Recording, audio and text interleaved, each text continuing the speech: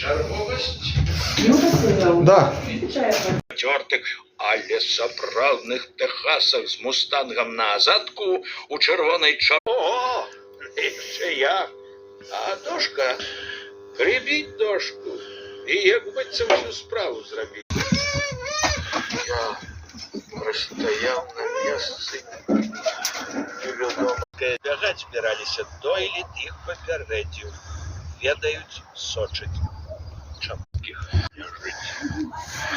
А яна так незамужняй памерла. Значыць, не сам Альшанскі быў фундатарам гэтага касцёла. Людзі кажуць, сястра, але гэта тыя ж шведскія курганы, ды французскія магілы.